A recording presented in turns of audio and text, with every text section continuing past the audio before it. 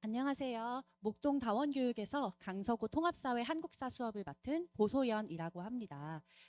우리 아이들 1학기 기말고사가 끝나고도 이제 몇 주 정도 지났는데 아이들이 2학기를 대비하기 위해서 1학기 시험을 되돌아보면서 2학기 때는 어떤 부분에 좀 더 중점을 맞춰서 공부를 해야 할지, 그리고 또 제 수업은 어떻게 진행될지에 대해서 설명을 좀 드리는 시간을 가져보려고 합니다.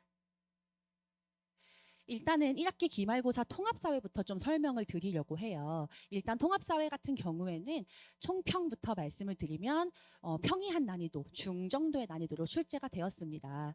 그래서 이렇게 보시면 객관식보다 이제 주관식에 조금 더 힘이 들어간 것을 조금 보실 수가 있고요. 전반적으로 무난한 난이도였으나 그래도 조금 주의할 점은 윤리 파트의 비중이 좀 높았어요. 그런데 우리 남학생들 같은 경우에 물론 아이들마다 다르지만 윤리 부분은 뭐 조금 어려워하거나 아니면 꼼꼼하지 않게 문제를 풀어서 실수가 나기 좋은 파트였거든요. 그 부분에 좀 비중이 높았다는 게 특징이었고요. 우리 남학생들 경제 파트 들어가면은 이건 내가 꽉 잡았다 굉장히 자신 있어 하는데 경제 파트 비중은 낮고 그냥 정말 기본 수준의 난이도로 출제가 됐습니다. 그래서 오히려 우리 남고 시험에서는 좀 의외의 문제였다고 생각을 해주시면 될 것 같고요. 그래서 이제 윤리 단원에 얼마나 내가 시간 투자를 했고 얼마나 꼼꼼하게 접근을 했는지에 따라서 결과가 나뉘었을 것으로 생각됩니다. 좀 특징을 설명을 드리면요. 아까 말씀드렸다시피 윤리 파트가 시험 전체 난이도를 결정했다고 볼 수가 있겠습니다. 전체적으로 무난했지만 그래도 조금 헷갈릴 법했다, 어려울 수 있었다 하는 문제들은 모두 윤리 파트였습니다. 뭐 시험 범위 자체도 윤리 부분이 거의 절반 정도에 해당됐으니까 당연한 결과라고 볼 수도 있겠지만 난이도 조절 자체도 윤리 파트가 어렵게 나왔고요. 윤리는 학생들 간 격차가 조금 커요. 아무래도 이과형 학생들은 윤리라는 단원 특유의 어떤 그 말장난 같은 느낌 아니면 단어가 바뀌었을 때 아주 조금의 차이로 의미가 바뀌어버리는 그런 것들 좀 어려워하기도 하고요. 문과형 학생이라 하더라도 윤리는 잘 안 맞아 하는 학생들이 있거든요. 그래서 이제 윤리가 난 좀 어렵다라고 하는 학생들이라면 앞으로 이제 2학기 때도 윤리 파트 공부할 때 좀 주의를 해야 될 것 같습니다. 2학기 때는 윤리 단원 자체는 그렇게 비중이 높지 않지만 윤리 내용이 여러 소단원에 속속 들어가 있어요. 그래서 2학기 때에도 여러 문제를 풀어보면서 내가 윤리가 어렵다 하는 학생들은 조금 더 잘 대비를 해야 되겠습니다. 문제를 보면은 뭐 여기 잘 보이지는 않겠지만요. 여기 이제 문제 중에서 옳지 않은 거 디귿 선택지를 보면 자유주의 정의관의 대표적인 사상가인 노직은 개인 소유권의 절대성을 중시하며 획득 과정의 공정성보다는 분배 방식의 기준의 공정성을 중요시한다 라고 나와 있는데 이게 옳지 않은 선지였거든요. 근데 딱 봐도 문장이 굉장히 길잖아요. 근데 문장의 중간까지 요 콤마 있는 여기까지는 맞는 문장이에요. 그래서 대충 읽었거나 뭐 빠르게 훑은 학생들은 이것도 맞는데 하고 넘어갈 법한 문장이었습니다. 그런데 이 노직이 획득 과정의 공정성을 중시하는 사상가이다 보니 문장 뒷부분에서 이제 오답이 결정되는 문장이었고요.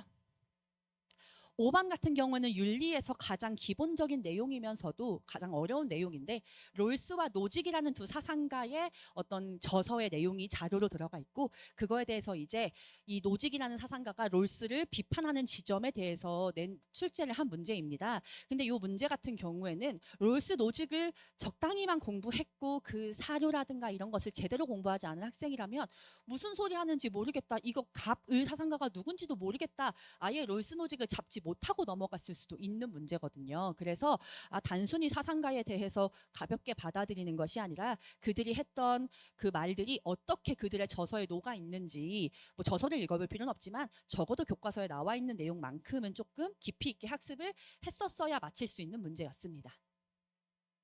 두 번째 조금 신경 써야 할 부분은요. 암기가 아니라 응용이 중요한 시험이었다는 점인데요. 우리 아이들 특히 이제 남학생들 같은 경우에는 사회는 암기 과목이라고 생각을 해요. 그래서 그냥 교과서에 있는 거 달달달 암기하고 문제 한 몇 문제 좀 풀어보고 넘기는 경우가 많은데 우리 고등학교 통합사회는 그렇지 않거든요. 특히 그리고 강서구는 정말 개념 암기보다는 완전히 응용 중심입니다. 그래서 암기는 그냥 빠르게 암기할 양이 적거든요. 빠르게 해버리고 내가 응용을 스스로 할 수 있는지를 점검하는 시간을 많이 가져야 되는 그래야 유리한 시험입니다. 그래서 시험 자체에 정말 자료 그리고 제시문에 약간 가상의 상황 같은 거, 그리고 여러 가지 그래프 이런 것들이 제시가 돼요. 그러면 네가 암기한 그 개념을 여기에 얼마나 잘 응용할 수 있는지를 볼게 하는 선택지들이 나오게 되어 있습니다. 그래서 내가 배운 내용을 얼마나 잘 응용할 수 있는지, 단순 암기에 끝나는 것이 아니라 얼마나 잘 이해하고 있는지까지 체크를 하는 시험입니다. 특히 이 자료를 낼 때는요, 교과서에 없는 자료도 내요. 그래서 뭐 교과서에 없는데 내면 안 되는 거예요? 이거 아니고요. 개념은 교과서 개념 외우고 나와 있는 자료는 교과서 밖 자료일 때 마치 국어 외부 지문 풀듯이 응용할 수 있는지 마찬가지 점검을 하고 있습니다. 근데 교과서에 없는 거를 그럼 다른 교과서 다 사서 공부하느냐? 그건 말도 안 되죠. 그만큼 다양한 문제를 풀어보는 것이 중요하겠습니다. 그 과정에서 응용력도 키우고 다양한 자료들을 또 접해볼 수가 있어요. 그래서 아까 말씀드린 것처럼 교과서를 얼마나 외웠는지, 교과서 몇 페이지에 오른쪽에 뭐가 있고 이런 거는 중요하지 않은 시험이기 때문에 만약에 통합사회 공부를 이런 식으로 했는데 결과가 좀 마음에 들지 않게 나왔다라고 한다면 공부 방법을 조금 바꿔야 할 것 같습니다. 그래서 이거 같은 경우에는요, 뭐 장군이 몽자라고 하는 가상의 학생의 상황을 준 다음에 이제 교과서에서 배운 분배의 정의를 이제 대입시키는 문제였는데요. 어려운 문제는 아니었지만 그래도 교과서에 없는 가상의 상황이었기 때문에 응용력을 시험하는 문제였다고 볼 수가 있겠고요. 이 그래프 같은 경우에는 이제 인터넷 뉴스 이용률과 종이신문 이용률을 비교한 그래프입니다. 교과서에 없는 그래프이기 때문에 만약에 이제 교과서만 공부한 친구들, 문제를 많이 안 풀어본 친구들이면 조금 당황할 수 있었겠다라고 말씀드리겠습니다. 그리고 단답형이 생각보다는 쉽지가 않았어요. 아까 보셨듯이 단답형이 약술형 포함 6문제라서 객관식 문제 대비 조금 많은 편이었거든요. 근데 단답형 문제를 보면은요, 막 어떤 학교는 단답형으로 그 문제 난이도를 가르기 위해서 막 교과서 지엽적인 개념 막 이런 게 있었는지도 모르는 개념 이런 거를 단답형으로 내거든요. 근데 강서구 같은 경우에는 단답형도 중요한 것만 냅니다. 정말 중요한 개념. 그래서 내가 공부 좀 했다 하는 친구들은 단답형 문제 딱 보자마자 안심했을 거예요. 나 다 아는 거다. 근데 막상 풀려고 하면 완벽하게 써내기가 조금 어려운 측면들을 좀 가지고 있었습니다. 왜냐하면 완벽한 정확성을 요구하는 문제들이기 때문입니다. 그냥 객관식을 풀었을 때 다 맞을 정도로만 공부를 한 학생은 딱 단답형 문제 봤을 때 뭔지는 아는데 쓸 수가 없는 그런 현상이 발생을 하거든요. 그래서 이 머릿속에 있는 걸 내가 또 써내는 거랑 그냥 객관식에 응용 정도 하는 거랑은 정말 천지 차이이기 때문에 정말 내가 객관식 문제를 다 맞는다 하더라도 단답형까지 이제 막판에 점검을 해야 되는 거죠. 그래서 중요한 개념일수록 단답형 출제 가능성이 높으니 훨씬 더 꼼꼼하고 완벽하게 공부하는 것이 좋겠다. 이렇게 말씀을 드리고요. 뭐 예시를 보여드리면 여기 이렇게 뭐 기역, 니은, A, B에 넣는 들어가야 될 단어를 넣는 건데 여기 보시면 A랑 B에 이제 아리스토텔레스의 정의론에 대한 내용이거든요. 근데 A랑 B에 무슨적 비례의 동등함, 무슨적 비례의 동등함 이렇게 나와 있어요. 근데 그냥 가볍게 공부한 친구들은 아 비례의 동등함 하면 아리스토텔레스지 까지 하고 넘어가거든요. 근데 사실은 기하학적 비례와 산술적 비례를 구분을 해야 되는 게 또 중요하거든요. 그 부분까지 점검을 하지 않았다면 이거 아리스토텔레스인 건 아는데 A랑 B 중에 뭐가 산술이고 뭐가 기하학인지 모르는 그런 현상이 발생할 수 있습니다. 그리고 이 문제 같은 경우는 약술형인데요. 약술형. 여기 보시면 기역, 스태그플레이션이라는 단어에 밑줄이 쳐져 있고 스태그플레이션의 의미를 어원과 함께 서술하라고 되어 있어요. 그러니까 대부분 아이들이 스태그플레이션 때문에 신자유주의가 등장했다는 건 알아요. 그래서 스태그플레이션 하면 신자유주의 해서 객관식 문제는 풀었어요. 근데 스태그플레이션의 의미를 서술하라고 하면은 그때부터 이제 헷갈리기 시작을 하는 거죠. 그래서 이렇게 중요한 개념일수록 더 꼼꼼하게 완벽하게 단답형에 대비해야 되겠다. 이렇게 말씀을 드리겠습니다. 한국사 같은 경우에도 통합사회와 마찬가지로 그다지 어렵지 않은 난이도로 출제가 됐습니다. 중정도 난이도였고요. 학생들에 따라서 체감 난이도 중상 정도일 수도 있겠다라고 말씀을 드립니다. 전반적으로 어렵지 않았고요. 주요 개념만 공부한 학생들은 좀 어려운 문제들도 있었을 수 있을 것 같고 교과서 탐구활동과 사료까지 공부한 학생들은 뭐야 생각보다 쉽네 하면서 풀었을 시험으로 보입니다. 그 말은 교과서 탐구 활동의 개념이 중요하다는 뜻이 되겠죠. 교과서 탐구 활동에 있는 내용들까지 선택지로 구성을 하고 있어요. 그래서 정말 교과서에 있는 모든 내용을 알아야 하는 시험이 바로 강서구 한국사 시험이 되겠습니다. 그래서 교과서 본문만 공부하고 탐구활동은 그래도 시험범위니까 한두 번 읽어만 보자 한 친구들은 그런 문제들에서 틀리거나 헷갈려 하거나 그랬을 수 있을 것 같습니다. 그래서 탐구활동의 개념도 주요 선택지로 구성한다는 것을 꼭 알고서 공부를 해야 되겠습니다. 그래서 여기 보면은 이제 육조 직계제와 의정부 서사제라고 하는 조선시대의 어떤 정치 체제가 나와 있는데요.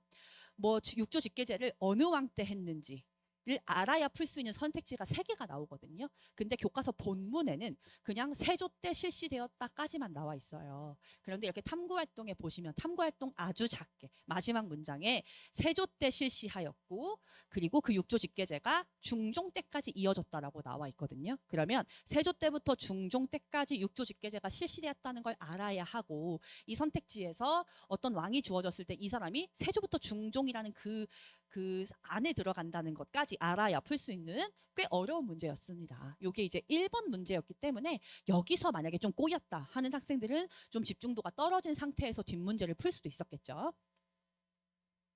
그리고 요건 이제 현대사 문제인데요. 이제 박정희 정부에서 가와 나시기를 주고 사이에 들어가는 사건을 물어봤는데 선택지에 니은 동백림 간첩단 사건이 발생하였다가 들어가 있어요. 근데 동백림 간첩단 사건도 본문이 아니라 이렇게 탐구활동으로 들어가 있는데 중요한 건 그래도 이렇게 크게 나와 있으니까 괜찮지 않나요? 라고 하실 수 있지만 아주 작게 1967년이라고 그 안에 작은 글씨로 들어가 있거든요. 그러니까 사실은 동백림 간첩단 사건을 아는 것까지는 뭐 할 수 있는 친구들이 있다 치지만 더 나아가서 이게 67년인 것도 알아야 순서 문제를 풀 수 있기 때문에 굉장히 디테일한 부분까지 알아야 되는구나 라는 거 확인하실 수 있습니다.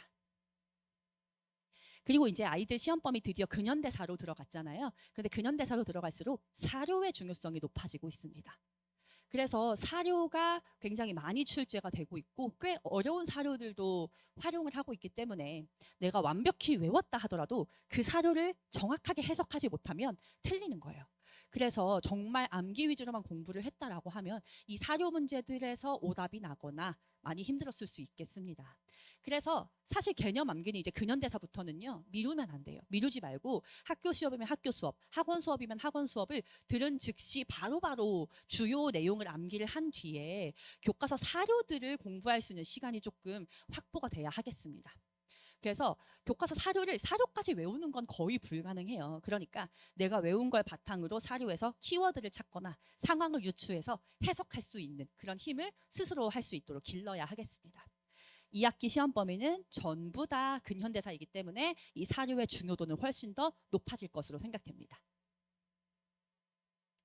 여기 보시면 사료 문제가 정말 많은데 그중에서도 조금 어려웠을 법한 거 2개를 가지고 왔어요. 요 사료 같은 경우에는 이제 김옥균이 썼던 글인데요. 김옥균을 알 수 있는 키워드가 없습니다. 김옥균 하면 뭐 급진개화파 이렇게 나와 있는데 그거를 알 수 있는 정확한 키워드가 없고요. 여기 마지막 문장 일본은 법을 변경한 이후로 모든 것을 경장했다고 들었다. 문장만 봐도 어려운데 이걸 통해서 일본을 따라하려고 하는 급진개화파의 특성을 유추할 수 있었어야 하는 문제입니다. 굉장히 어려운 사료였고요. 요 사료 같은 경우는 이제 장면 정부 때 발표했던 정책들인데 딱 봐도 어려워요. 뭐 무슨 자유선거에 의한 통일 달성, 경찰 중립화를 통한 민주주의 구현, 부정선거 원흉과 발포 책임자 이렇게 나와 있는데 사실은 부정선거 이승만 정부 때 3.15 부정선거 책임자를 처벌하겠다는 내용 가지고서 장면 내각인 것을 유추했어야 됐거든요. 매우 어려운 사료였습니다. 이렇게 한 시험에서 2개 정도 출제가 됐고 나머지는 그렇게 어려운 사료는 아니었지만 이렇게 문제 보시다시피 사료만 보고서 선택지를 가야 되는 사료의 중요성이 매우 높은 시험 문제들이 굉장히 많습니다. 그리고 마지막은요. 비중이 높진 않은데 어려운 유형 중에 하나예요. 여러 소단원을 아우르는 문제입니다. 소단원이 이번 시험 범위가 뭐 A, B 중에서 A는 1-5부터 2-2까지였는데 그럼 소단원 총 4개죠. 근데 이 중에서 1-5면 1-5, 1-6이면 1-6 이렇게 출제가 되는 게 일반적이라면 우리 강서구는 1-5의 내용 선택지 1-6 선택지, 2-1 선택지, 2-2 선택지 조금씩 넣어서 전체 흐름을 알아야 풀 수 있게끔 출제를 하는 문제가 적으면 한 문제 많으면 두 문제 출제가 되거든요. 근데 이런 문제는 학생들에 따라서 정말 그냥 표면적으로 지금 여기 주어진 내용을 암기만 한 학생들은 어려워하는 문제고 전체 흐름을 통으로 꿰고 있으면 어렵지 않은 문제, 유형입니다. 그래서 역사라는 과목 자체가 시간의 흐름이 중요한 과목이기 때문에 그 과목 특성에 맞춰서 소단원별로 분절해서 1-5면 1-5, 1-6이면 1-6 이렇게 공부하는 것이 아니라 모든 것이 서로 인과관계 하에 있는 흐름 속에 있는 것이다 라는 것을 알고서 이해하는 것이 중요하겠습니다. 그래서 여기 보시면 이번 시험에서는 이렇게 한 문제가 출제가 됐는데요. 선택지 기억부터 미음 중에 기억 2-1, 니은 1-5, 2-1이네요. 디귿 1-5, 리을 1-5, 미음 2-2 이렇게 3개 선택지의 내용이 한 문제의 선택지로 구성이 되어 있습니다. 근현대사로 갈수록 이런 식의 문제 유형은 더 일반적인 문제가 되기 때문에 더 유의를 해야 될 것으로 보입니다. 자, 그러면 우리 2학기 때 아이들이 통합사회 한국사를 그래도 조금 더 열심히 하기 위해서 어떤 부분에 좀 더 초점을 맞춰야 할까를 보여드릴게요. 2학기에 이제 아이들이 좀 띄엄띄엄 ABC 나가잖아요. 5단원 경제에 이제 5-1 제외한 나머지 소단원들 6-3 윤리, 7, 8, 9단원 이렇게 나와 있거든요. 근데 그중에서 그래도 아이들이 어려워하거나 주의해야 될 단원은 5단원 경제와 7단원 문화 파트입니다.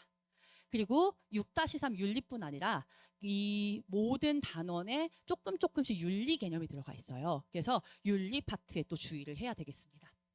그래서 아까 말씀드린 대로 강서구 통합사회는 암기보다 이해와 응용이 중요한 시험이기 때문에 교과서에 암기할 내용은 정말 적거든요. 그러니까 시간 낭비하지 말고 빨리빨리 외워버린 다음에 정말 다양한 문제, 내신형 문제부터 수능형 문제까지 많이 풀어보는 것이 좋겠습니다. 그래야만 내가 잘 응용하고 있는지도 점검할 수 있을 뿐더러 다양한 자료를 점검해 볼 수 있기 때문이고요. 이때 그냥 문제를 풀고 채점하고 맞으면 넘기고 틀리면 다시 풀고 이게 중요한 게 아니고 틀린 문제를 잘 잡는 게 정말 중요하거든요. 그래서 내가 이걸 왜 틀렸는지 아니면 맞은 문제도 때려 맞힌 것 같으면 왜 내가 이걸 좀 헷갈렸는지 이걸 정확하게 스스로 파악하는 게 중요합니다. 이거는 학원 선생님도 몰라요. 맞았으면 잘 했구나 하고 넘어가는 건데 내가 이거를 찍어서 맞췄다는 건 나만 알거든요. 이때 귀찮고 시간이 걸리고 체력이 힘들더라도 선생님 저 사실 이거 좀 찍은 것 같은데요. 이거 정확하게 왜 이게 답인지 설명해 주세요. 이런 과정이 들어가면 정말 좋을 것 같고요. 단답형 대비를 위한 학습도 매우 중요하겠습니다.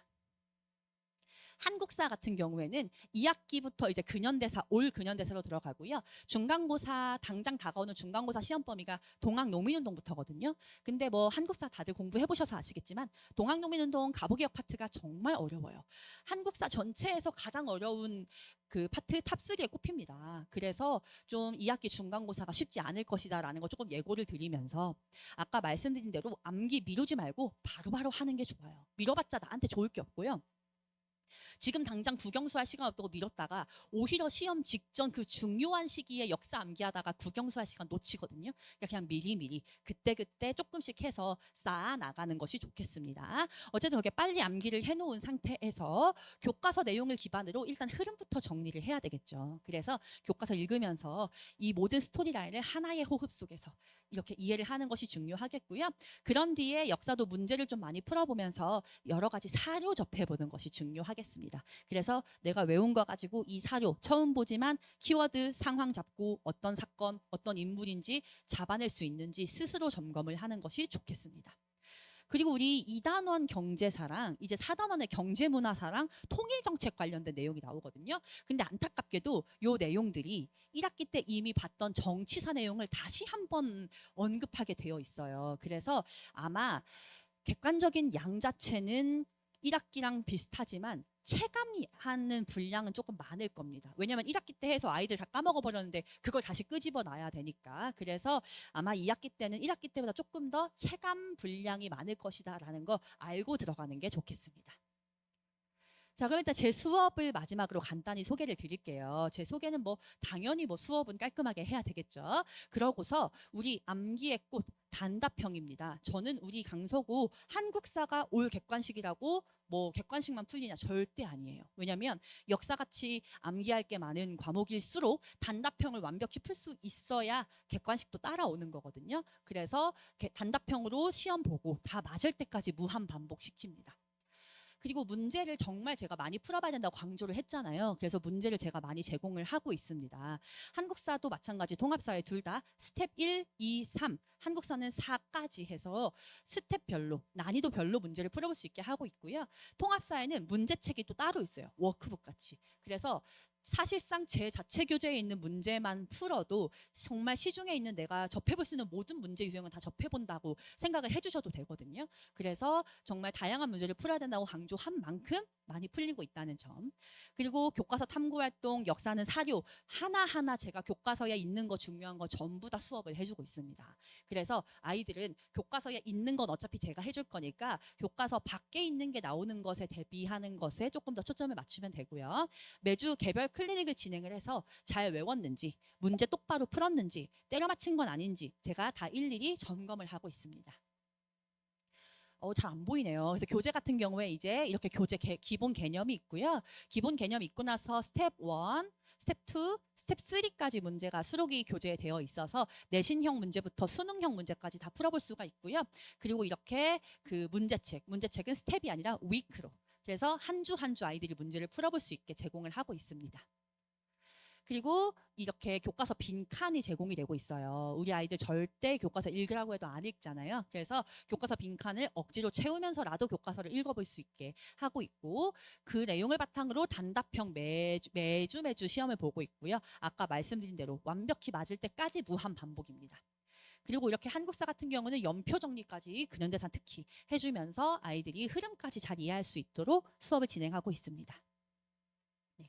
저희 강서구 2학기 중간고사 수업은요 9월에 개강을 합니다. 9월 1일에 개강을 해서 매주 일요일 저녁 6시부터 10시까지 진행을 하고 있고요. 통합사회 먼저 한국사가 그 다음입니다. 그럼 여기까지 봐주시고서 만약에 수업에 좀 관심이 있거나 하시면 학원으로 문의 주시면 감사하겠습니다. 들어주셔서 감사합니다.